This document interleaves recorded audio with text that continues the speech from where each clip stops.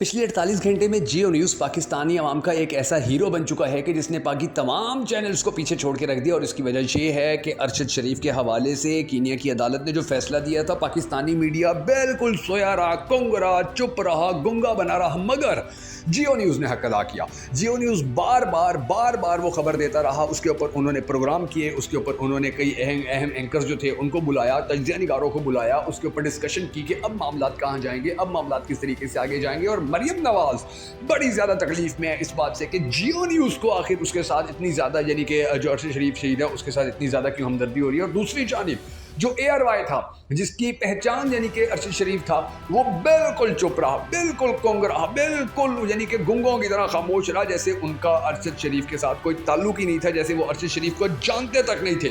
और अब इन्हीं हालात के अंदर फिर जो और जजेस हैं उनके भी बड़ी अहम तरीन बयान आ रहे हैं, जो जितने भी और तज्ज़िया निगार हैं उनके भी अहम तरीन बयान आ रहे हैं। वो बड़ी यानी कि ज़बरदस्त किस्म की जो डिस्कशन है वो इस हवाले से कह रहे हैं। और जो फैसले हैं अब हमारी अदलिया के, वो भी बड़े ज़बरदस्त आ रहे हैं, वो उनकी जो रिमार्क्स हैं वो भी बड़े शानदार आ रहे हैं। तो अब देखना चाहिए कि आने वाला वक्त जो है वो नून लीग के लिए कैसा होता है। मगर कुछ अहम तरीन चीज़ें जो हैं वो आपके साथ शेयर करना बड़ी ज़रूरी है, और बड़े अहम तरीन बयान जो हैं वो आप तक पहुँचाना बड़े ज़रूरी है। मिसाल के तौर पर ये मलिया हाशमी की अब बात आपकी स्क्रीन के ऊपर चल रही है। कहती हैं, सुना है एक खतमी जज साहब की बीवी बाकी जजों की बेगमात को जाकर PTI के खिलाफ तकरीरें कर रही हैं कि तुम सब भी हमारे साथ PTI के खिलाफ खड़े हो जाओ। यानी अब फ्रस्ट्रेशन का ये आलम हो चुका है, अल्लाह इनको सब्र दे।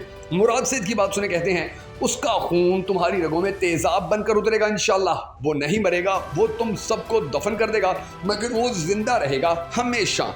इरम ज़ईम की बात सुने, कहती हैं कौम अपनी माँ, बहन, बेटी, बीवी की माहवारियों पर नज़र रखें, डायरी में सबकी डेट्स नोट कर लिया करें, क्योंकि रियासत ऐसे शोहरों को सपोर्ट कर रही, प्रोटोकॉल दे रही जो साबका बीवी की इद्दत पर सवाल उठा रहे, बल्कि टीवी पर दिखा रहे। ये मामला इस्लाम ने बीवी की गवाही तक महदूद रखा है, ये हर औरत की इज्जत का सवाल है। मतीउल्लाह जान कहते हैं जस्टिस मुनीब अख्तर ने आज जिस एतमाद के साथ कहा कि मुख्तसर फैसला सुना देते हैं, ये वाज़ेह पैगाम है कि जजेस की अक्सरियत जस्टिस मुनीब अख्तर की सोच और अप्रोच के साथ है।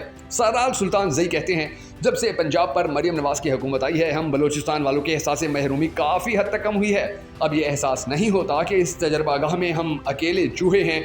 ईमान मजारी कहती हैं इस्लामाबाद के रेडी बानों के खिलाफ कोई एक्शन नहीं लिया जाएगा, स्टे ऑर्डर मंजूर। गरीब और मेहनत कश को लाइसेंस अंग्रेजी में जारी किए जाते हैं और डेमोलेशन उर्दू में की जाती है।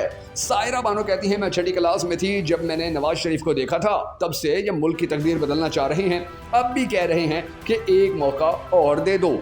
वकार मलिक कहते हैं गरीदा फारूकी और हसन अयूब के खिलाफ अगर वाकई कार्रवाई हो गई और इनको इनके हैंडलर्स के नाम बताने पर मजबूर कर दिया गया तो उसके बाद अदलिया वाकई ही आज़ाद हो जाएगी।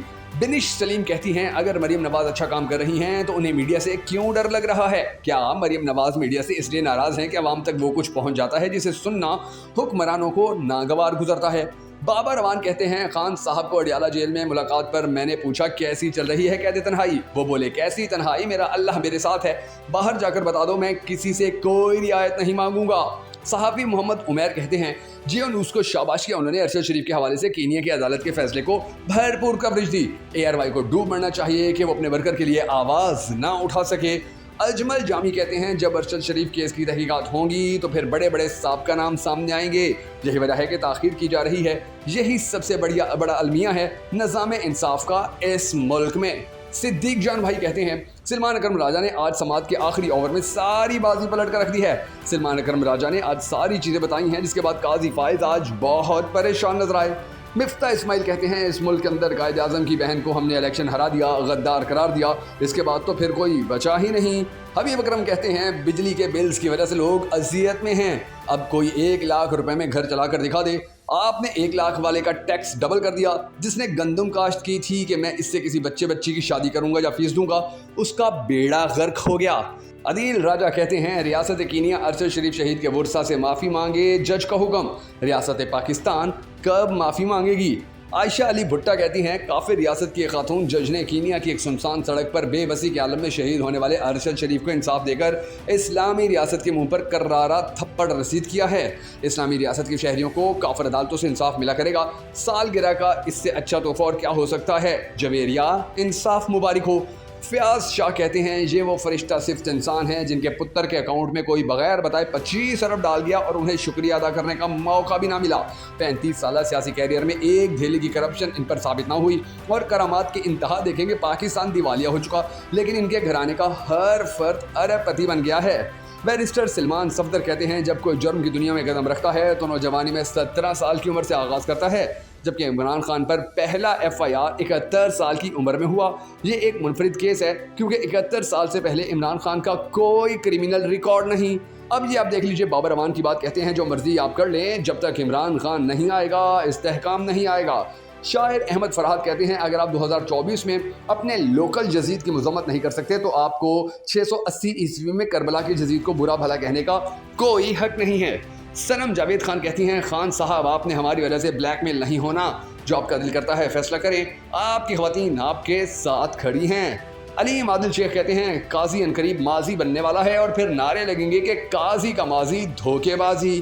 محمود خان اچکزئی کہتے ہیں عمران خان کو غیر مشروط رہائی ملنی چاہیے، رہا تو آپ کو کرنا ہوگا لیکن عوام جب نکلے گی پھر آپ کو کوئی فائدہ نہیں ہونے والا۔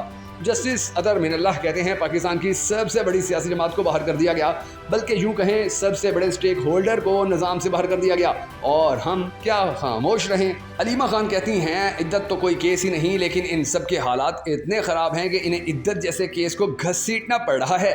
جب تک القادر میں سزا نہ مل جائے اصل مقصد کیس نہیں بلکہ عمران خان کو قید رکھنا ہے۔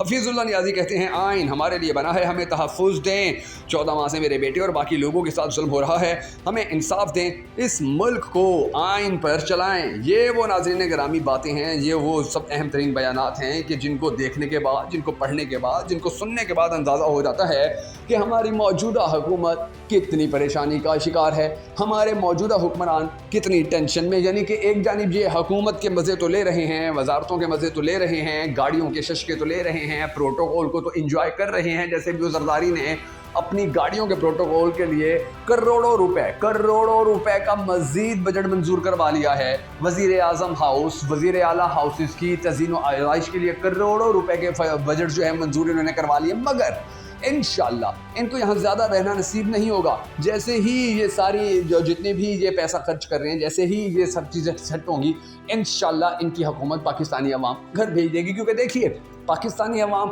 زیادہ برداشت نہیں کر سکتی۔ اب پاکستانی عوام کے اوپر بڑا ظلم ہو چکا ہے، پاکستانی عوام بڑی پریشانیوں کا شکار ہو چکے ہیں، پاکستانی عوام بڑی ٹینشن کا شکار ہے اور پاکستانیوں کو اب سمجھ میں نہیں آ رہا کہ وہ اپنے بجلی کے بل دیں یا اپنے بچوں کی اسکول فیس دیں۔ اسکول فیس دیتے ہیں تو بجلی کٹ جاتی ہے، بجلی کا بل دیتے ہیں تو اسکول سے بچوں کو نکالنا پڑ جاتا ہے کیونکہ فیس کے پیسے نہیں بچتے۔